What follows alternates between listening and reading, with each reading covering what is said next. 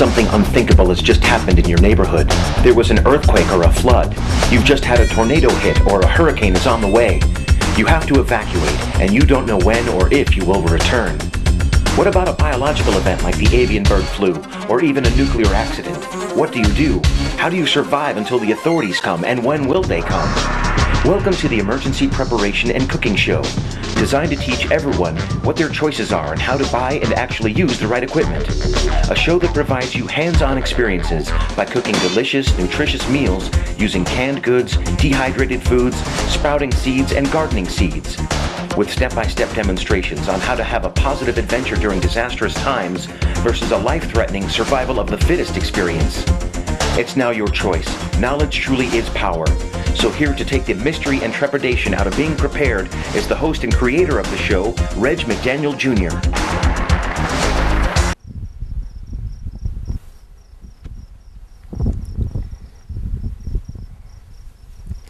Hi, this is Reg McDaniel, and welcome to the Emergency Preparation and Cooking Show. I have several episodes lined up that I've written and produced and co-produced, and this is one of the exciting ones. I have several that are exciting. We're going to be talking about shelters that are underground in this episode, and we're in the middle of nowhere, somewhere in the Rocky Mountains. I won't even reveal the state for security reasons, but what you're going to see today is something that you can have in your own backyard.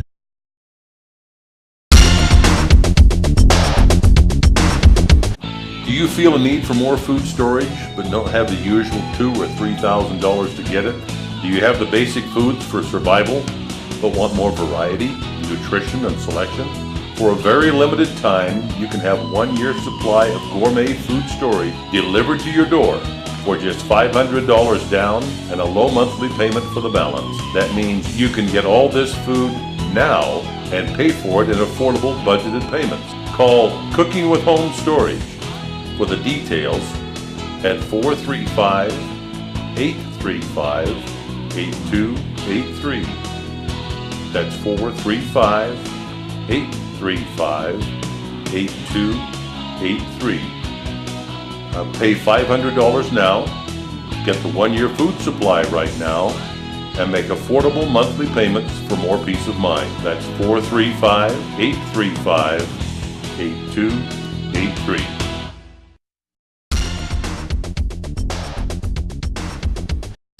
We're going to be discussing in today's show underground shelters, and going to show you what's involved with an underground shelter. And I had a few myths that I believed that have been dispelled. For instance, after reading and going on the website and seeing the pictures and everything, I figured that it was claustrophobic, not very well lit, and you'd probably want to commit suicide after about a month of being in one of these underground shelters. I'm happy to say that by the time I was through doing the research and going into 3 different shelters, by the end of the day I was like, I can't wait to get me one of these. That's how I felt about it. Anyway, my guest today is the president of Utah Shelter Systems, and we're somewhere in the Rocky Mountains. I'm not going to disclose the state or the city for security reasons. So let's welcome my guest, Paul Seyfried, president of Utah Shelter Systems in Draper, Utah. Come on up, Paul.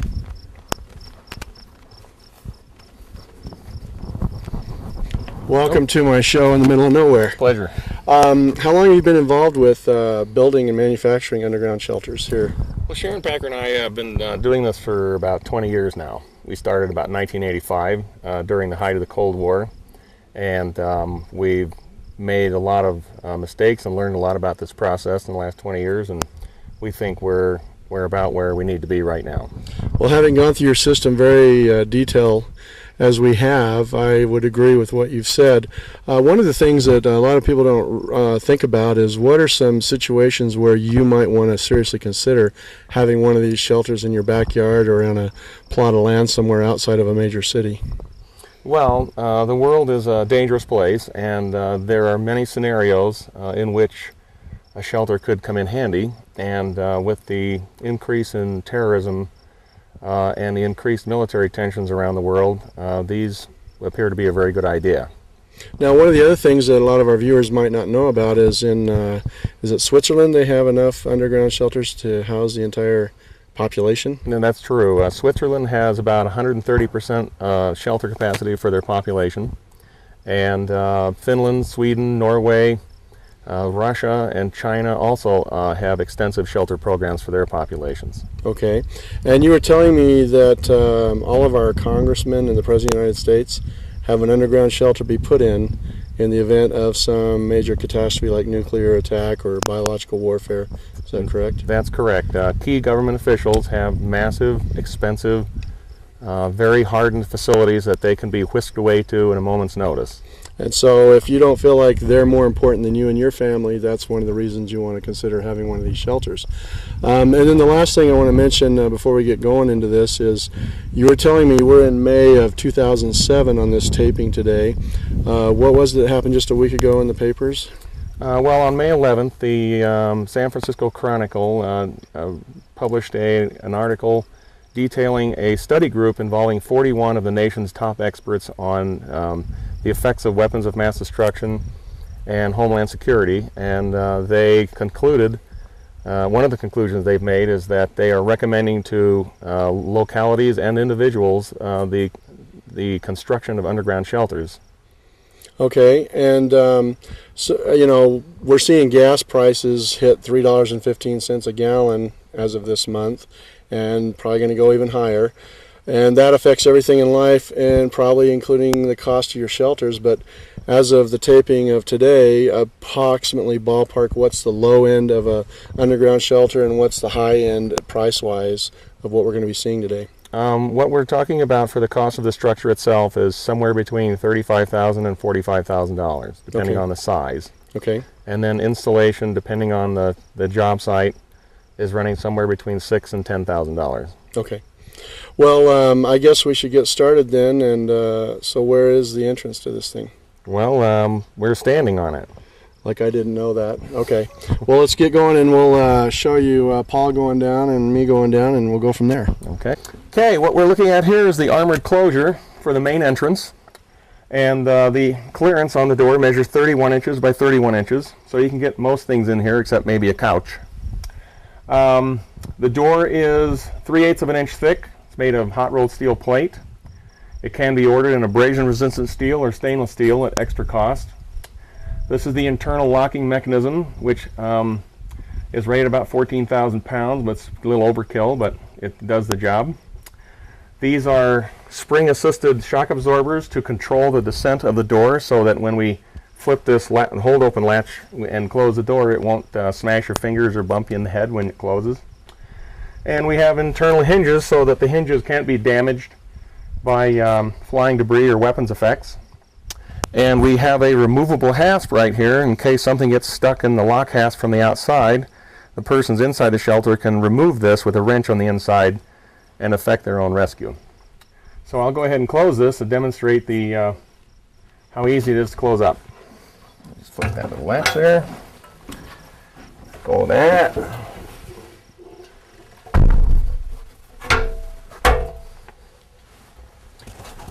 We selected a horizontal door for our shelters because the horizontal doors offer several advantages over a vertical type of blast door.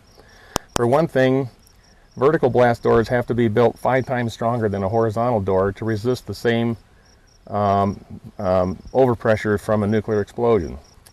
The horizontal door avoids reflected overpressure because the shock wave passes directly over the door and doesn't exert very much pressure on the door. In addition, the horizontal door avoids damage from flying debris such as automobiles and large appliances and pieces of buildings as they come flying across the surface of the ground. This is the type of lock that we have selected for our door because it doesn't offer an easy target to vandals. It doesn't have a shackle per se, and we mount this lock inside the armored closure on the door, and that also offers additional protection from vandals and weapons effects. You ever been so hungry that your shoes begin to smell like a good T-bone steak? I hope not. Trying to thrive and survive in adverse conditions is not an easy issue. Just having food to eat many times is a comfort.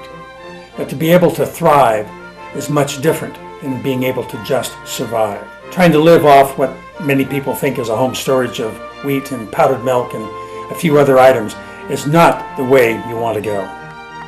We have put together the Patriot Pack. The Patriot Pack is a unique combination of foods, enzyme active cereals, energy bars that all you do is add water, cereals that are packed with energy that is giving you about 1,800 calories a day. One of the important factors is the vitamin and mineral supplement that goes with it, that makes all of the other foods come alive, that gives you all the vitamins, minerals, amino acids, and digestive enzymes that you need to function properly. Energy is where it's at, and in thriving you have to have energy. There are 180 delicious meals in the Patriot Pack. Not just ordinary meals, but something you would eat in a normal diet. They're excellent to eat. As a matter of fact, they smell good, they taste good, and they make you feel good.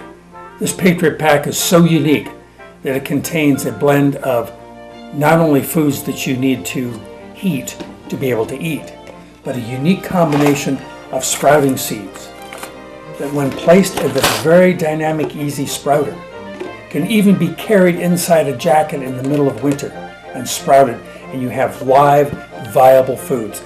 The seeds that are in here are a combination of powerful grains and cereals that when sprouted give you live, enzyme active, real foods. We're talking about real foods, not just fake foods, canned foods. There's nothing in here that is fake.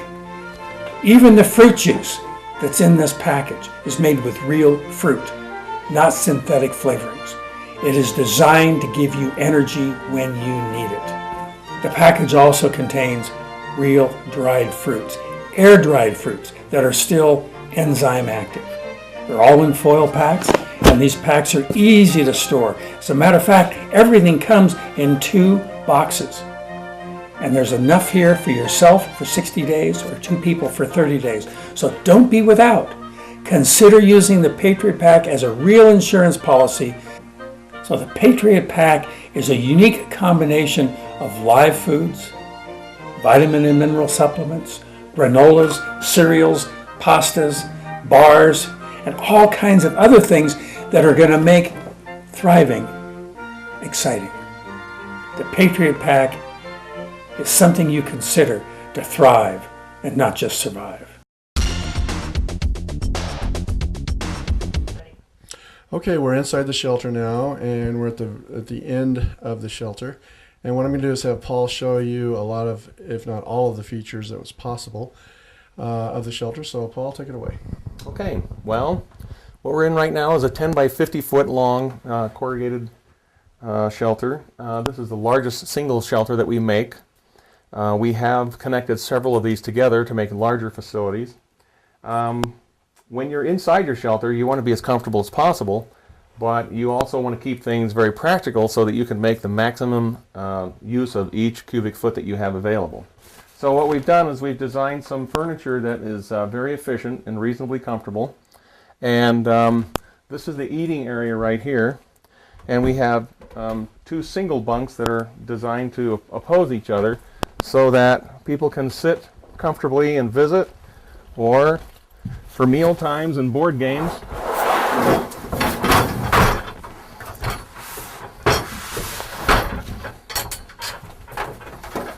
we can put our table out and we can serve meals on here, and 6 to 8 people can comfortably dine here or play board games. Also, these bunks have deep pockets in them for storing outsized kitchen utensils and larger containers. So we don't want to waste any available volume that we can sit on, lie on, or store something on.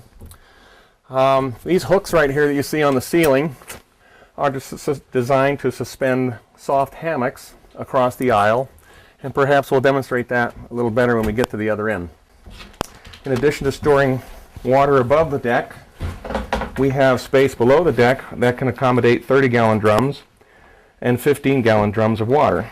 Here we have our high-frequency amateur radios that we would use primarily for long-distance communication and picking up information from great distances away. We also have several CB radios in the shelter because these are very cost-effective for short-range communications with other people in your area. This is basically the heart and lungs of the system right here. This is the Swiss manufactured and their AG air handling system. It features an explosion protection valve and dust filter, and an air rate meter tube, and the air pump, of course. And on the floor here we have the MBC filter, which is designed to remove from the outside air all harmful contaminants and war aerosols. First of all, we can operate this by electricity, but in wartime we know that electricity is very hard to get.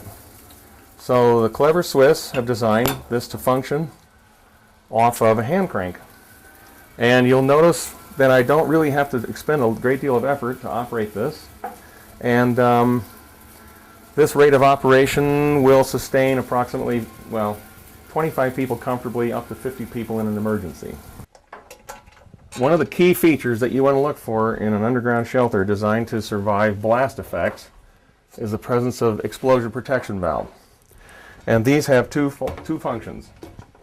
First of all, they're designed to protect the air handling system from damage from the shock wave that pressurizes the air system. The other thing it's designed to do is protect the occupants of the shelter from lung damage and air embolisms and so forth, and to prevent the entry into the shelter of hot gases. You can see right inside here there's a spring-loaded disc, and that disc is suspended in the open position. That disc the valve is open at all times. When the shock wave arrives and pressurizes the air pipe, that disc is slammed shut against this steel seat right here, and it shuts the shelter down in about 3 to 5 milliseconds. So it works very fast, and it does an excellent job of protecting the shelter equipment and occupants. This is the dust filter element, and if you'll recall from the collapse of the World Trade Centers, you saw huge clouds of dust that were generated from the debris, and that dust is what is scrubbed out by this element in the system. This stove runs for about 15 to 20 minutes on a load of alcohol, and I have cooked up a pretty good breakfast for about 2 dozen people on one load of alcohol. It burns quite hot. The nice thing about burning alcohol in an enclosure like this is it doesn't generate any soot, burns very clean, and the fumes do not annoy the respiratory tracts of the shelter occupants. This is our emergency exit, which doubles as a food storage area, and we recommend that your shelter have at least 2 exits in case one of the entrances were to become blocked by debris or whatever. On the floor here we have our battery bank. Those batteries will run the small lights in the shelter that we would be using during an actual crisis for about 4 months before we have to recharge those. Let's see, we have a double sink over here so that we can use for not only cooking and preparing food, but also for basic personal hygiene. We don't have a shower in our shelter because showers consume an inordinate amount of water. So you do a sponge bath kind of thing? So we'd be using, washcloth and washing our hair in the sink and that sort of thing just to stay clean and happy. Here's our water barrel over here. That's plumbed into the system with an electric pump. You can probably hear that pumping away. So that pumps the drinkable water from the storage drum into the sink, much like an RV. We have 2 levels of lighting in the shelter. We have the peacetime lighting that you see on the ceiling with 12-volt fluorescent fixtures. These pull about 1,500 milliamps of power every hour. And we have a smaller light that we use during an actual crisis, which only pulls about 200 milliamps per hour. So it's about 1/5 of the power. It doesn't put off the same amount of usable light, but it does give us enough light that we can see what we're doing and maintain a cordial atmosphere in here. Just using 2 of these lights throughout the shelter, it's possible to navigate without bumping into things and even actually reading material if that were necessary. The other feature that this small light offers is that by virtue of the fact that it hangs on a wire harness and is not mounted rigidly to the shelter structure, it is able to resist quite a bit of ground motion and shock that might be present if you were near a nuclear explosion. So these lights would be damaged, and these lights would keep on working. Here we also have mounted an entertainment center that we can swing away from its hiding place, and we can actually have entertainment in the shelter. This is actually the wintertime temperature in our shelter, which is about 48 degrees right now, and it never gets below 46 degrees in the coldest part of the winter, even though it does dip below zero in the wintertime. And in the summertime, in a couple of months, it'll get up to about 60 degrees and remain there for the duration of the summer.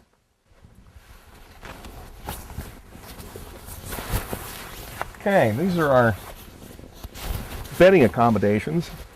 We basically tried to copy the Navy standard for clearance, except we give our customers 2 more inches of clearance than the Navy does. So you can pull your knees all the way up to your ankles all the way up to your body and not bump your knees on the bunk above, and you can get pretty comfortable in here. And we also equip some of the bunks with individual lighting so you can read if you so desire. The other nice thing about the bunk is they have storage space inside. This one's unoccupied, but it has about 5.5 inches of storage capacity inside for personal effects and clothing.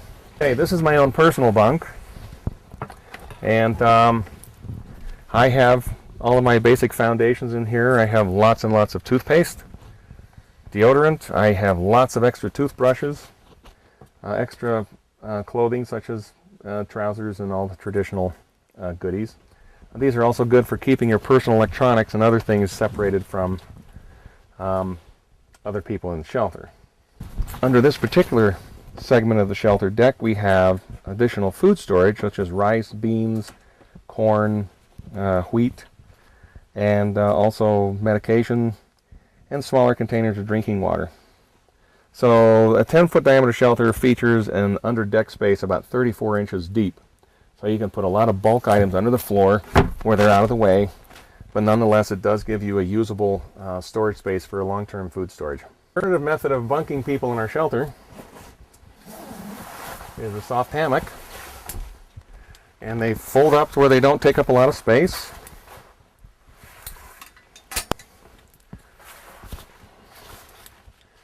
And they're quite comfortable. Actually, there are many times that I wish I had one of these on an airline flight.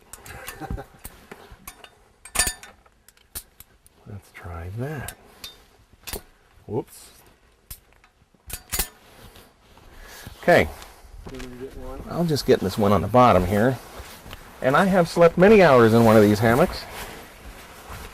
And on the upper hammock, you may want to place a couple of small kids in there, and providing they don't squirm around too much, you can accommodate a lot of people in relative comfort. We also made these hammocks out of waterproof pack material in case there are any problems with the person bunking above you. Well, next thing I want to talk about is just a few other reasons that Paul's going to share with us for people who don't have myopic vision to consider having one of these as an investment and go in with another family or 2 or 3 to lower your costs, and have one for yourself to basically be responsible and fulfill your stewardship to protect your family. Okay, Paul? Well, the whole purpose of having a shelter like this is to protect individuals and property from the effects of nuclear, biological, and chemical weapons. Nuclear weapons create casualties and damage by, first of all, blast, which they're very famous for. Also, the intense heat from the fireball creates most of the casualties in the local area. And we also have the prompt and delayed radiation effects, such as fallout.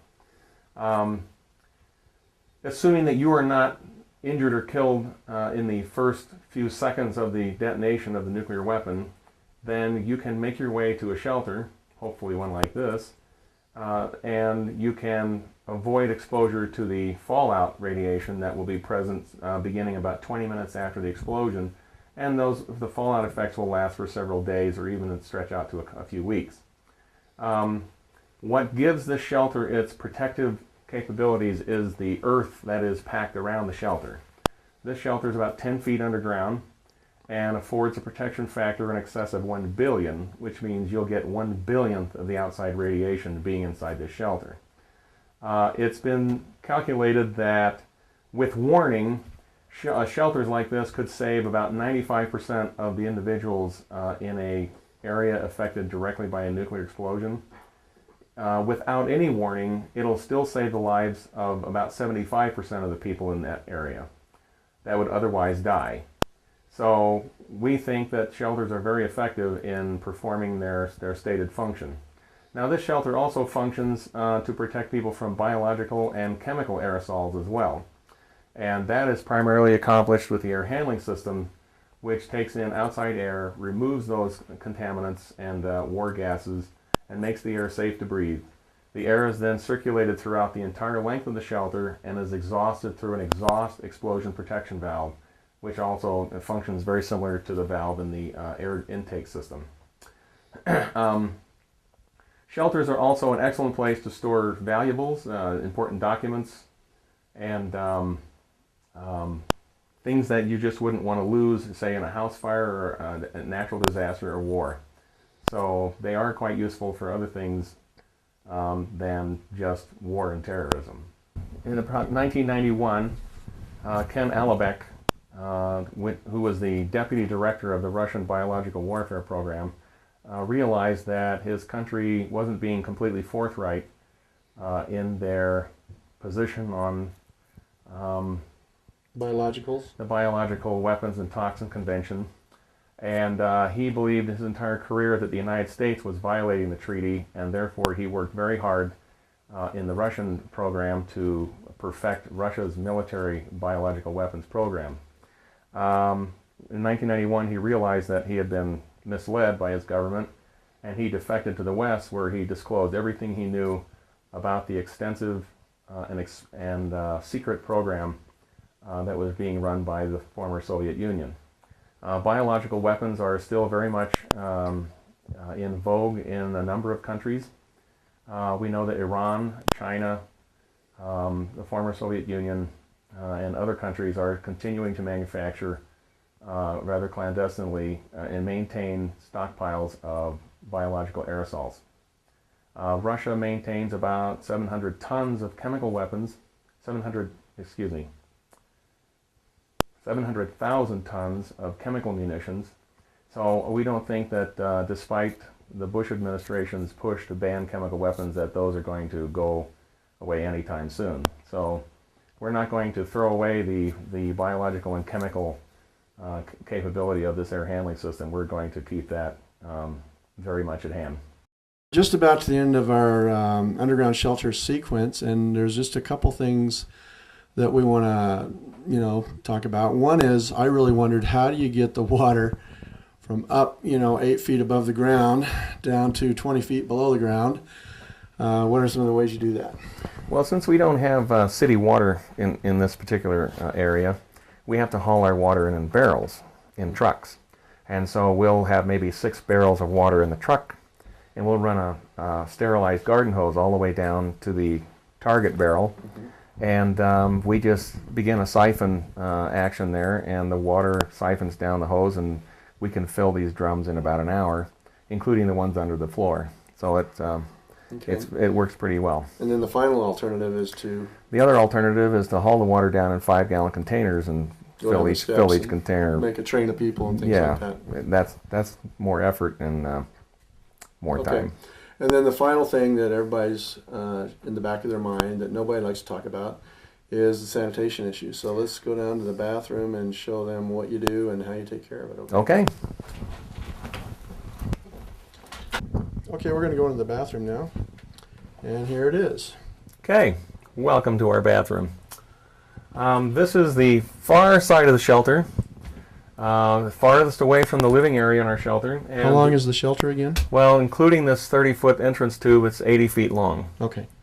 So the exhaust explosion protection valve, which we referred to earlier, is situated in the bathroom precisely because this is how we're going to control the odors from the bathroom.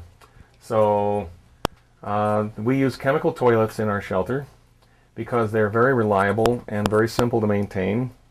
And these toilets that we're looking at here feature a 6-gallon holding tank, which will last an average sized family several days before it needs to be emptied.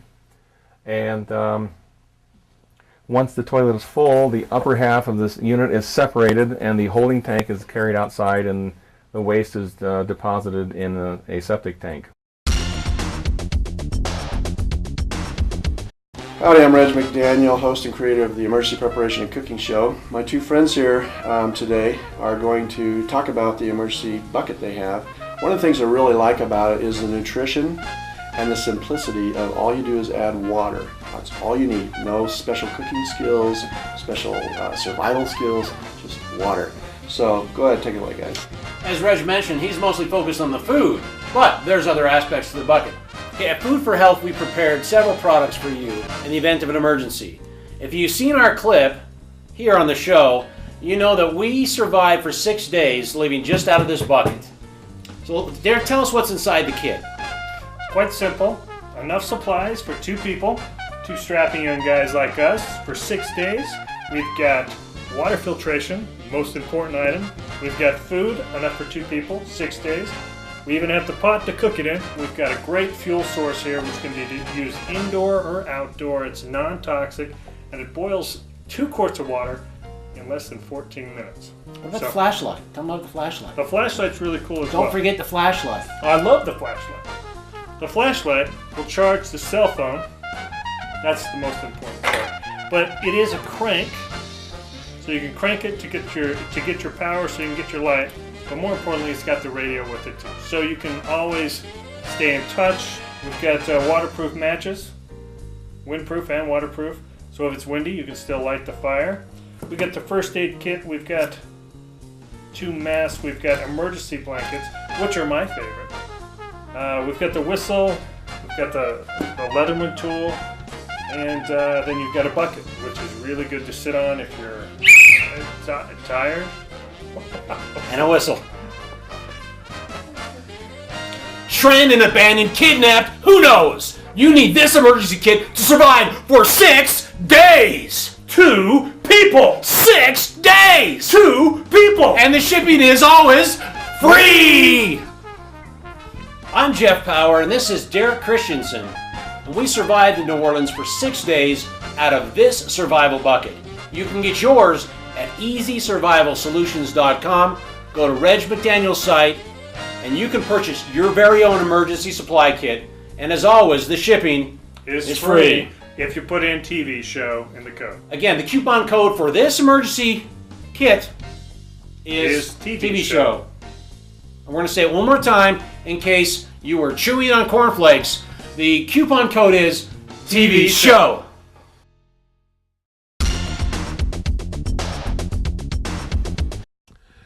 Well, we're at another remote location somewhere in the Rocky Mountains with another new friend of mine by the name of Pete. Hi, Pete. Welcome to our show. Thank you. Welcome to my shelter.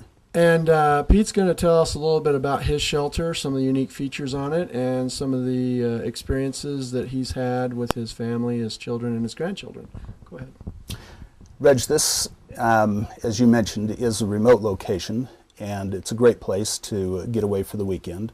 In fact, we use it primarily as a family recreation center, a place that we can come down, bring the kids. There's plenty of hiking, outdoor activities, and this shelter will bunk 13. I have a total of 17 in my family, and a lot of them are grandchildren who can certainly double up in the bunks. We also have something that most of the shelters don't have. We put in a flush toilet, put in a septic tank and a leach line. And so basically we have all the comforts of home. Plus you put in a really unique feature on the entrance. What's that? We did. When I looked at the various types of entrances, and the number of grandchildren that I have, I decided that having something just straight up and down was a little too spooky for me, so we put in a spiral staircase. And what was it that inspired you to even get a shelter to begin with? You know, it's interesting. When I was a child, my father had a backhoe, and it was during the Cuban Missile Crisis, and he was out digging shelters for other people. And we never had enough money to afford a shelter, and so it was kind of a lifelong dream that I had to have a place that was underground, that was secure, a place that I could bring my family in the event of an emergency, and also a place that we could use as a weekend cabin. And so what are some of the experiences you've had here, and what do you think about the quality of the structure and such? Well, you know, we looked at a number of different approaches that we could take, and Utah Shelters provided us with what I feel is certainly the very finest quality. These folks have put a lot of time and effort into their research, their engineering. This is completely waterproof. It's even bomb-proof, although in this particular area there aren't too many chances of bombs going off. But the quality is probably unsurpassed. Everything is top of the line. It's well thought out, well engineered. We have an and-air air filtration system that will take care of nuclear, biological, and chemical warfare agents. Right.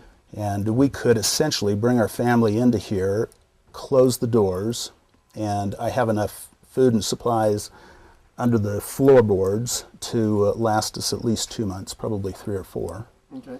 So we could shut this place down and wait out whatever sort of dilemma there might be on the surface. Okay.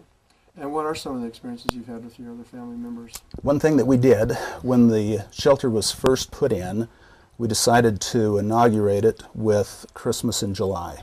And we had family from various parts of the country drive in and brought all the grandchildren and essentially set this up as a Christmas, you know, pretty much a Christmas experience for them.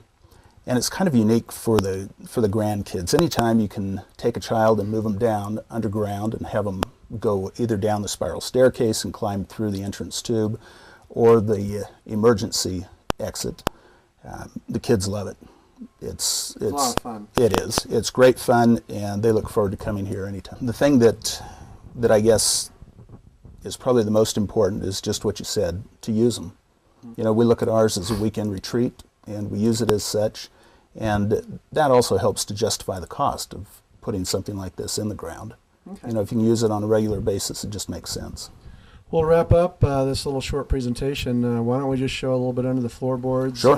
Show them your flushing toilet, your plasma screen TV, and what else? The spiral staircase. There you go. Look at those 3 items. Let's take a look. We'll just move this carpet.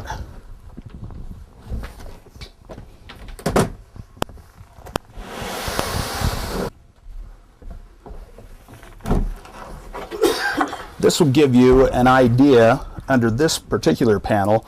I haven't completely filled it yet, but it gives you an idea of how much space there is. Lots of room down here. Plasma screen TV, DVD, VCR player. Here we've put in a flush toilet, as I mentioned. That's connected to a septic system. And we were able to do that because this unit is set on a little bit of an incline. And so we didn't have to dig quite as deep to get that septic tank and leach line in. Now this is a little bit smaller entrance than the last one we were just at. You just have to bend over a little bit and go through there to your spiral staircase. You do. This is a 4-foot diameter tube. It's about 10 feet long, and it was designed this way so that it would scatter any radiation that managed to get down through the opening. If you've got a long enough distance, you end up with enough scatter to where this entire area would be safe and protected. Okay. Right above us here, on this end, there's about 8 feet of dirt setting above us. Above us, okay. So follow me through here.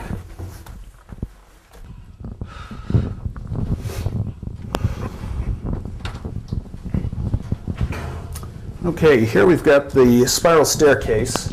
It takes us back up to the surface, makes it a little easier for getting children especially in and out.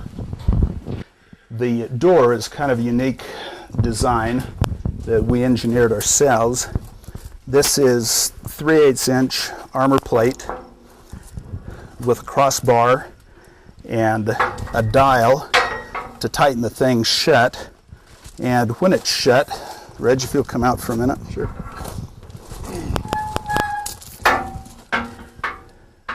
When it's shut, it sucks in tight, and you'll notice there are no hinges showing, no doorknob, no lock, nothing to attack. Well, Pete, I want to thank you very sincerely for sharing your private shelter with us. It's my pleasure. We hope, again, the viewers will appreciate the versatility of these and the protection that it offers if you want to be responsible for your family and be in charge of what is going to happen or what is not going to happen to your family. Well, that concludes this segment of our show, and I'd like to give you my personal opinion on what you've seen today. In the event of an emergency, there are many times evacuations, and when there are evacuations, there are tent cities that have very little privacy, very little food, very little shelter because it's just a tent. And many times, if you don't have a tent, one will be provided for you. And you can take your food storage with you in a trailer or something like that and try to make it in one of those tent cities. Nothing wrong with that. They will exist. Or you can have a facility like this and not have to deal with that. And you'd have the people that you like to be around and be familiar with in your shelter with you and help you split the costs like we said. So I want to thank Paul Seyfried for being so kind to show us all this detailed information about this underground shelter, and wish you the best of luck in helping other people to get their shelter if they should choose to do so. I personally can't wait to get me one. Welcome back to our show, and now we're going to do a broccoli beef stir fry. And I have a can of beef chunks here, and they're packed in water. They have a little pool of condensed grease at the top, so you can certainly take a spoon and put that into a container with that you want to put excess grease in. And I've showed you in another episode how you can take that grease from bacon and things of that nature and make a waxless candle.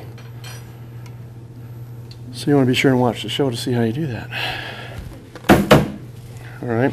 Now, as far as the water in the can, I'd use about half of it, pour it into a soup or a beef stock or a gravy or something like that. Because you're only going to need about half the water that's in here. You're not going to need all of it. And our goal is just to reheat up the beef chunks, get them warm. And you could do this in a solar oven, you know, getting them warm. You don't have to use propane or alcohol stoves, but you could use those too, because you're not going to be able to use an electric grill in an emergency situation. And you want to always remember that. It's nice to be able to do these for the TV show in a kitchen, but in a real situation, the power's down, the water isn't running, and the sewer isn't running either.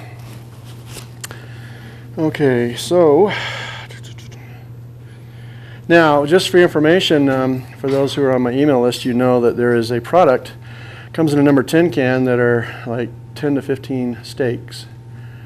And you take and open the can and you put it into a Ziploc bag and it'll keep for another 90 days. You just take a steak out as you need it, put it under water for 30 minutes, and it rehydrates, and then you cook the steak. And it has a 30-year shelf life. And it's steak. It's not TVP, it's steak, okay? The other thing they have is pork chops, and I just had about a dozen this week from shooting the episode we shot. And once again, there's 26 to 30 pork chops in a number 10 can. Put it in the water for 20 minutes, and then you fry it each side for about 2 to 3 minutes is all. And you've got your pork chops. And then they have chicken, and it's all freeze-dried. All of them have a 30-year shelf life. And then the best product they have, in my opinion, is bacon. 300 slices in a number 10 can. And so you can have real bacon. And I've shown on the episodes a can of bacon from Denmark that's in wax paper in a can. It'll keep for 6 to 10 years. It's extremely salty, and I warn people about that. And it's also very difficult to find. They used to sell it at Kmart, but Kmart doesn't carry it anymore. And I was actually looking for it on the internet, and it's made in Denmark. And people are blogging all over the place. Anyone know how to get a hold of this canned bacon that I've had for years, and I want more, you know? So it seems to be a really hard thing to find. Yeah, when you take these cookies out.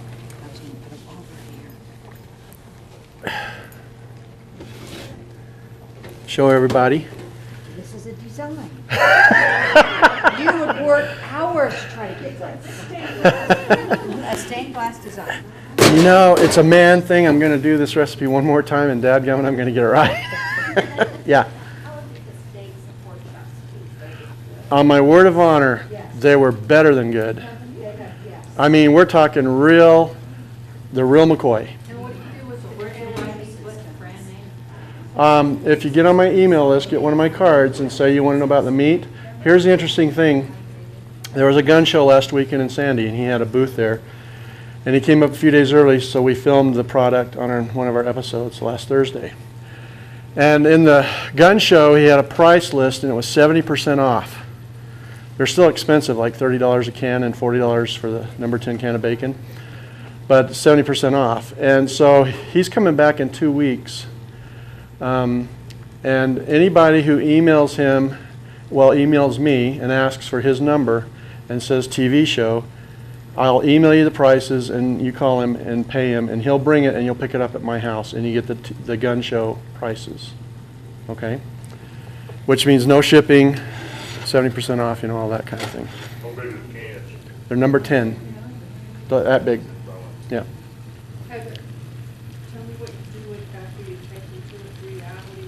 Okay, when you open the can, we demonstrate this in the episode, you put a 1 gallon Ziploc bag over it, turn it upside down, let it all out, and it's dry, and you Ziploc the bag, then you just take out what you want when you need it, and Ziploc the bag again. It conserves the nitrogen up to 90 days. So you have 90 days to use up that number 10 can of meat. With a large family, that's not difficult. A couple people might be a bit of a challenge, I don't know. But even after 90 days, it's not inedible, okay? It's just not as enjoyable because it's real fresh meat. It's not fake meat. It's the real McCoy. Okay.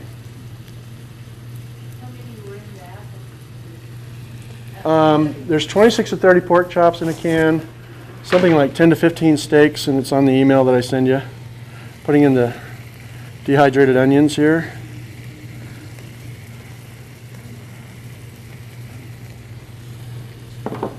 Now I have flash freeze-dried or freeze-dried bell peppers here. And it calls for, in the recipe, 1/4 cup. I'm addicted to bell peppers, so I always put in double. I'm not doing it this time, but I usually put in double the amount of peppers. I have like 24 cans of bell peppers in my food storage. So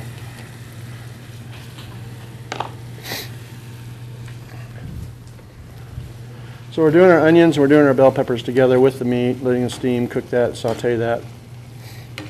Now this is something that you might have once a month, once a month for a year, and it's kind of an emotional thing, it raises your spirits and wow, kind of thing. Every recipe I try to do is kind of a gourmet recipe with food storage.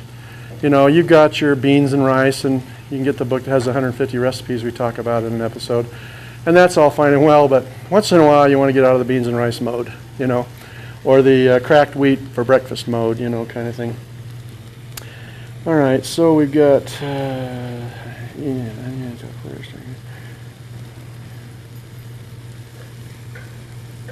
okay, once this is done a little more, we're going to add the remaining ingredients in the recipe.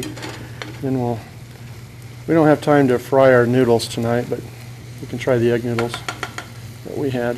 We'll put those in. So I've got my brown rice. And brown rice, if you keep it in a dark, cool area for storage rather than room temperature in your pantry, it will store for over a year. The common belief out there is you can only store brown rice because of the oil on the husks of the grain for a year.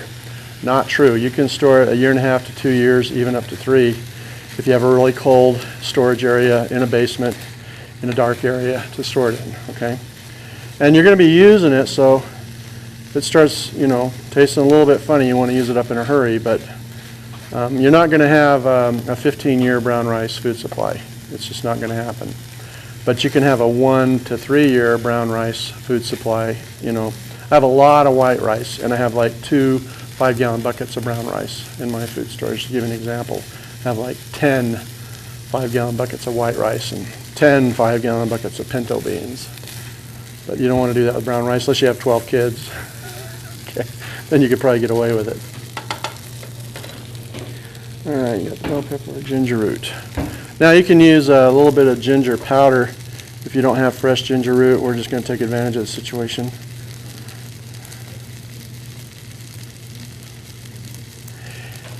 Now I can add water. You know how when you do this kind of a meal and you get it at Panda Express, it's kind of got that liquidy, gooey consistency.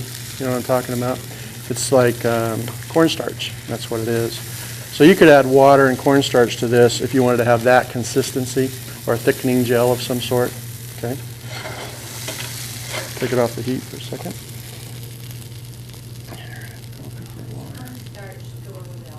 Yes. Okay, this is the sauce here, stir fry. Yeah. It's something you put in your food storage, you know. The bottle's going to last a very long time. This is stir fry sauce. So I have to use a knife to get it open.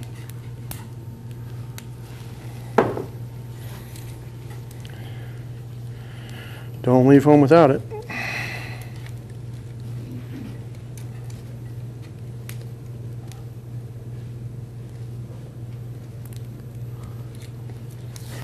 There we go. So, two tablespoons.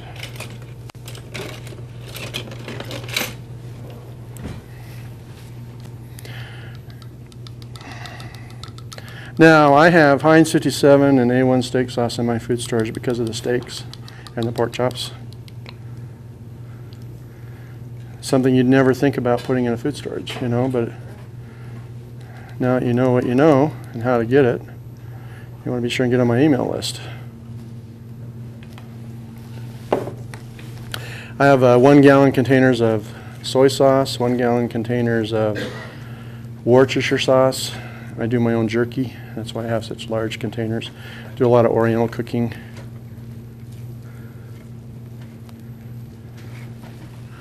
And then we'll take some of our noodles and put in there too, just for the experience. These have already been boiled for 10 seconds, so we'll just stir them in. Everybody can get a little bit and see what they taste like.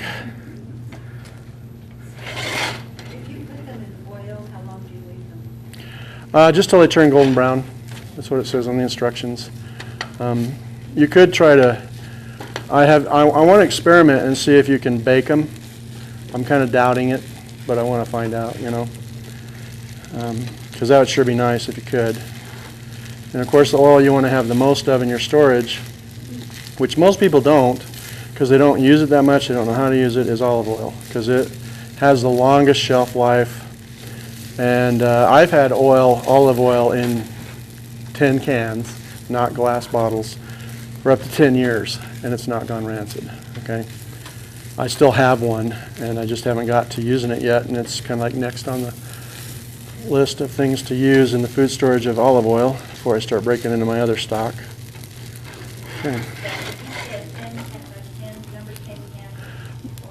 It's a TIN. A tin can of olive oil. It's 1 gallon. It's kind of long and square. That's what. Bottles won't last. Yeah, bottles just don't last like the tin cans do because it keeps it in a dark environment without oxygen until you open it. Where can you get the tins like that? Costco has them sometimes. For your information, like here's another example of. I'll wait till she's through talking.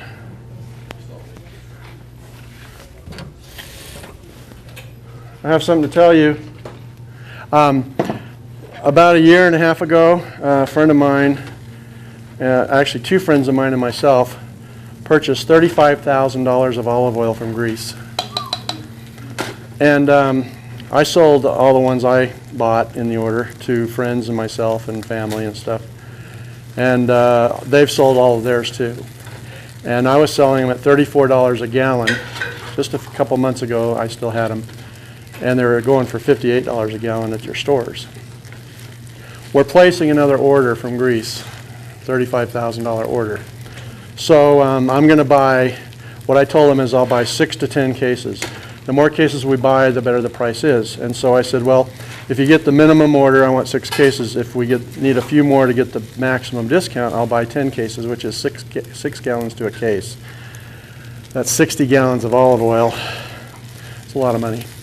And then what I do is I email the group and say, I have this many cans of olive oil for $34 a can, first come, first serve. First guy to show up, you know, and they come buy it.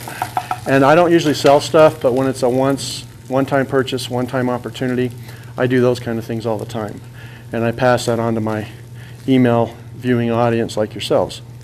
Okay, this is ready. How was the, did you guys try the one? Was it good? Did you enjoy that? Okay, now the last thing I want to add here is our broccoli. And you're welcome to come smell this. It smells just like broccoli, because it is. It doesn't smell awful. Or yeah, I put water in it. If you'd like to see what any of these things look like before they're rehydrated, I'll be glad to show them to you. And one thing I have now that I'm hoping to get a lot more of, and I'm hoping to offer to my email audience, is freeze-dried asparagus in number 10 cans. I have about 18 cases, not cases, cans, and I'm trying to convince the manufacturer to make more, you know. Now, this has the stir-fry sauce in it.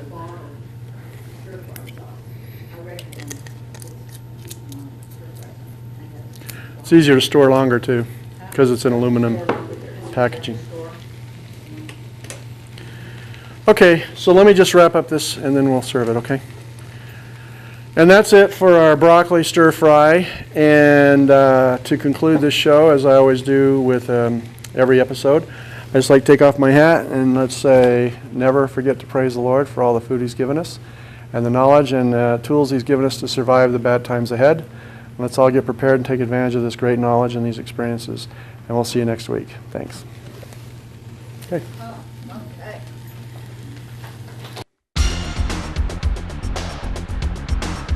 Thank you for watching. You're now better prepared today to be safe tomorrow.